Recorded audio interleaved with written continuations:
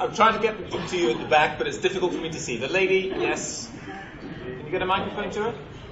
Yes, the lady with two hands up now.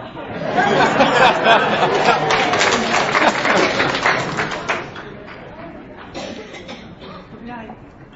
Is that okay? I have more a comment rather than questions. I agree with the mayor that we have the chance in London to live together people from different civilizations. I would like to make a point. We don't want a global civilization, for God's sake. That sounds totalitarian. We want the freedom to coexist various civilizations in this world. Then, I agree with the Chancellor that the states try to change the map in the Middle East. And I agree with the professor that there are Muslims in London, in Britain, and in the world that they try to take over the world as much as the states want to do that. That's my point. Thank you very much. Now, what I thought was the back of the hall is actually the back of the front of the hall. Is that yes! At the very back of the hall. Can we possibly, by the wonders of technology, get a microphone to... There's two people at the very back of the hall. Can we get a microphone to at least one of them, please? Now the front people are complaining. We'll get back to you, sir. Yes, right at the back of the hall. Thank you very much. My name is Loida Fanusi from Haringey. I listen to the two sides, and I can say categorically that they have given me more food for thought in the sense that we cannot look at either side and say this is correct and this is wrong. In terms of civilization, going back to the past, when you talk about the barbarians, you are talking about the Greeks and the barbarians. Because if you were able to read and write Greek and so on, you were civilized. And if you were not, then you were looked upon as a barbarian. In our own time, who is the barbarian and who is the one who is civilized? I would like you to explain that to me. Now, thank you, madam. I'm trying to get down as many people as possible. Douglas Murray, who's the barbarians and who's civilized? Well, civilized people are the people who believe in the rule of law. And I believe that among the things which makes people civilized is the rule of democracy. That is why I explained earlier, and would reiterate now, that I believe that democracy is not the sole right of the West. It's not the sole right of Londoners or British to enjoy this. I believe that democracy is something that all peoples can enjoy. And anyone, I can't think why so many people disagree with that notion. To me it seems eminently sensible, and it's not, maestros, not about making the whole world American or making the whole world British. It is about making the whole world free. That is a different thing. Nobody went into Iraq, nobody went into Afghanistan to make those people Americans. Nobody went in there to make them like us, like anyone in this hall, like London. The hope is, and I may think this is naive, but I believe that there are many people in the Muslim world who do want democracy, who have the right to vote, should have the right to vote. We should support them. Those people are the civilized people of this world whose side we should be on. Let me bring in Salma on that.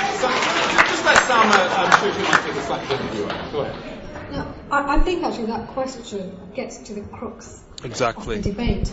Because what we have here is civilization versus barbarism, but I would argue it is barbarism versus barbarism right now.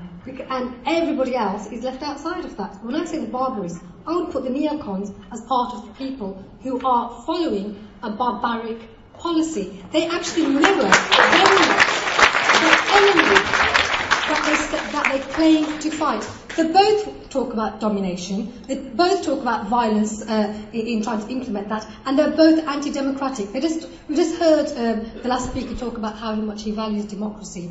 Where does he stand on Hamas's election, which was a democratic victory? Why is it, and this is a historical fact, that the US has been implicitly involved in overthrowing democratically elected governments? For example, in 1953 in Iran, in Latin American countries, And I would actually say that both of these barbaric sides are threatened by real democracy. They don't really want to implement what the majority of decent people, whatever background, Muslim, non-Muslim, atheist, Christian, Hindu, Sikh, Buddhist, people want genuine peace. But these two feed on each other, and the only difference is that the US right now happens to have greater military might than the other barbarians who like to put their policies into action through means of violence. Okay.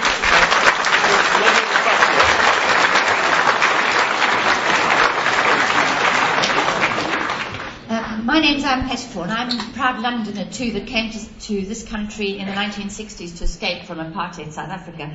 And I have to say that I find the resonance of the debates today with what was being said in South Africa about communists, about academics, the way in which academics were targeted because they did not agree with the nationalist, racist apartheid regime.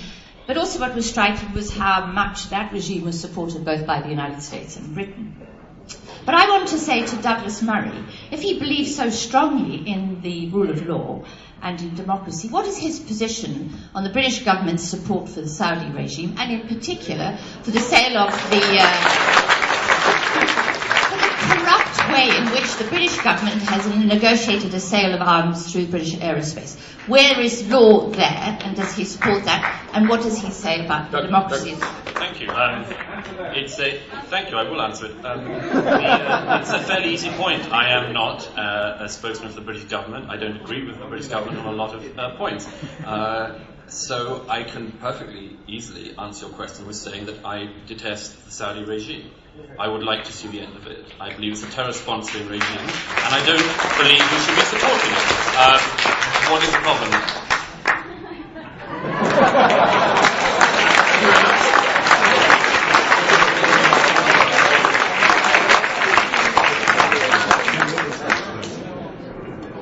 Hi, I'm Monica Crowley from Westwood One Radio in the United States, and my question is directed to the mayor. We've heard a lot of the use of the word clash in this conversation today, and I'd like to ask you about an apparent clash between two of your biggest constituencies, because to me it seems indicative of the broader clash that we're talking about today.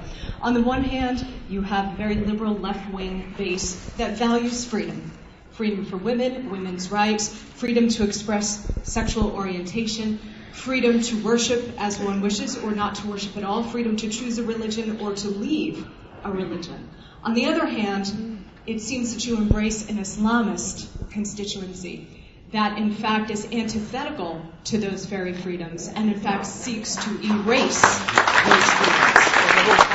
So I'd ask you, sir, as a leader of a democratic system operating within those confines of the democratic system, it seems to me that those two constituencies appear to be on a collision course. How would you reconcile those two forces? Thank you. The position is Islam will evolve and be changed from within. Politicians standing outside denouncing things they don't like about Islam will be no more productive than the transformation of Christianity here. Because when this was a devoutly Christian society, when this was a society in which you could not go to university unless you were a member of the Church of England, not even the other Christian groups, when this was a society which imprisoned people for being homosexuals, when this was a society that drove women into the house and did not allow them to fulfil their objective, it wasn't changed by people outside denouncing it. It was changed by gays and women and progressives and trade unionists and socialists campaigning for reform from within. And therefore, I look for the person I'm closest to. And I'm, as I said, many disagreements with Sheikh Karadari on these issues, but I recognise that within the range of the leading Islamic theologians, he represents hundreds of millions of supporters, and he is leading the debate, along with Tariq Ramadan, about how Islam can engage with the Western world and engage with technology, and we put to one side the disagreements we have to work on the issues with which we agree. And that is the approach I take right the way across all the political lines that I have described.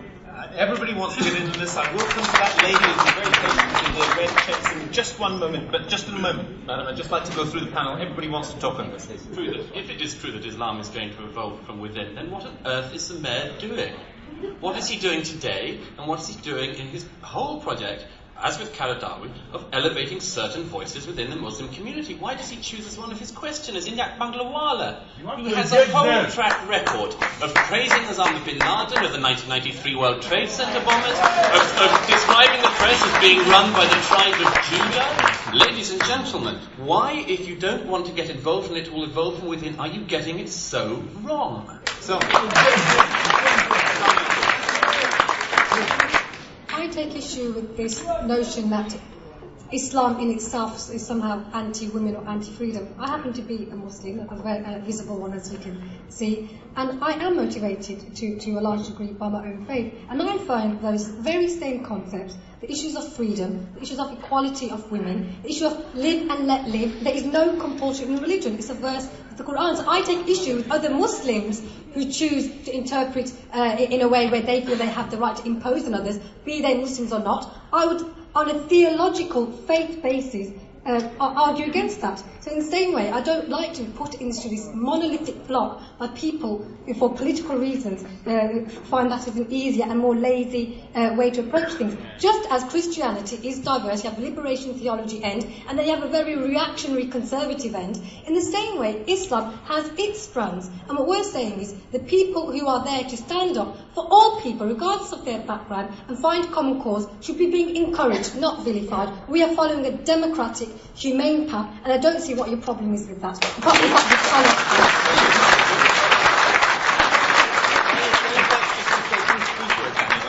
I do want to go to you, madam. Just one second. On the question of Qaradawi, Mr. Livingston, you have said repeatedly today that he is combating the socially regressive interpretations of Islam. But as I'm sure you're aware by now, he sanctions the killing of homosexuals. He sanctions the killing of apostates from Islam. He sanctions female genital mutilation. He sanctions violence by husbands against wives. He demands that a husband compel his wife to wear the hijab. And he says that tsunami victims of 2 years ago deserve their fate. This is not a socially progressive man. Okay,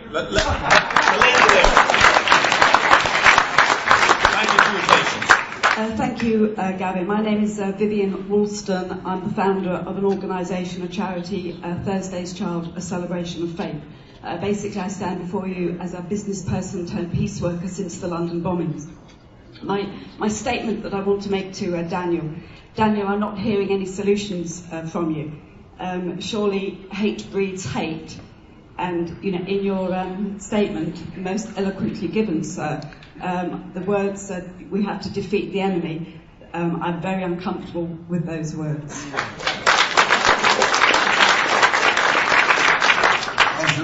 Your being uncomfortable with those words does not surprise me. The notion of victory has almost disappeared from our vocabulary. And I find myself shocking people, as I guess I did yourself, in saying we must win this war. There's a general expectation that wars can be solved through compromise, that wars can be negotiated to a conclusion. And yet, if you look more closely, for example, at the Vietnam negotiations of 30 years ago, 35 years ago, if you look at the Arab-Israeli negotiations of the 1990s, you'll find that they actually don't solve the problem. You find that, in fact, the way wars end is when one side, as I mentioned before, gives up. It no longer has the will to go on. Now, I experienced this myself as an American in 1975 when we gave up in Vietnam. I saw how it happened. We didn't lose because we ran out of bullets. We didn't lose because we ran out of bullets or soldiers or the economy collapsed. We ran out of will. And that is the key. If one wants to have a solution to problems, one has to impose one's will on the enemy. Now, this is not joy and peace and goodwill. No, this is war. War has been declared on us. The Islamists have declared war on us. Are we going to respond to that?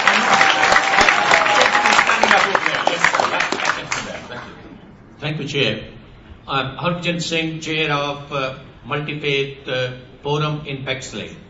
While I was standing here, 68 young, for the last 2 hours, and waving my hand for the last an hour and a quarter, I was wondering why my father and why my grandfather took part, on the part of the Allied forces and fought, for freedom and democracy. Why did he do that?